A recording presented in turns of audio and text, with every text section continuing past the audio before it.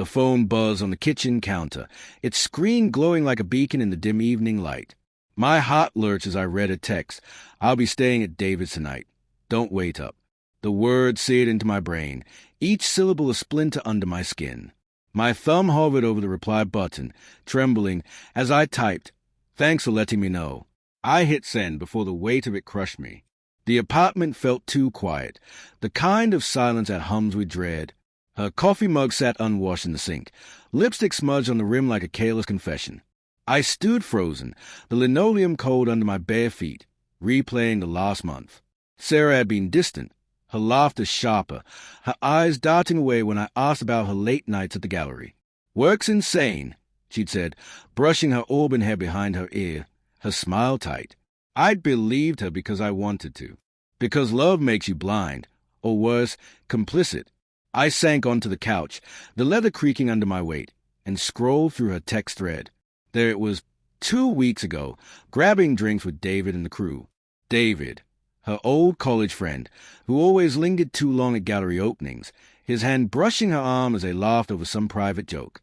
I'd ignored it, chalking it up to my own paranoia. But now, the memory twisted like a knife. His sly grin, her quick glance away.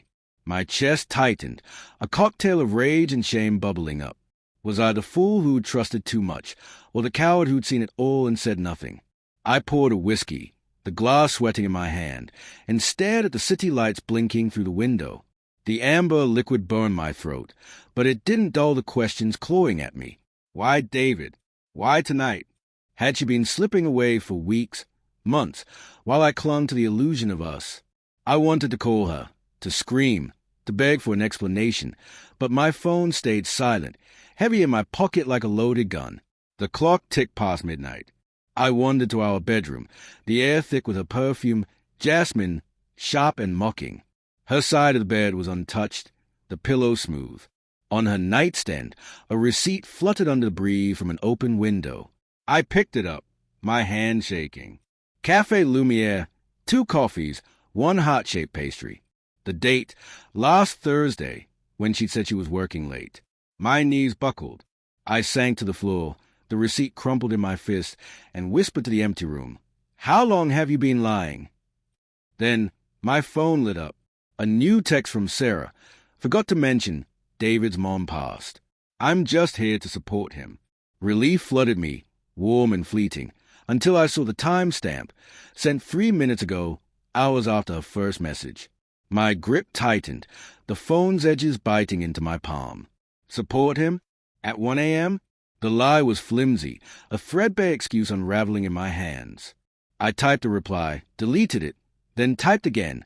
Tell David I'm sorry for his loss. I hit send, my heart pounding, knowing I was daring her to confess. The silence stretched on, heavier now, like the moment before a storm breaks. I stood, the receipt still clutched in my hand, and walked to the window. The city sprawled below, indifferent, as I realized the truth. Sarah wasn't coming home. Not tonight, maybe not ever. And the worst part? I'd known it all along.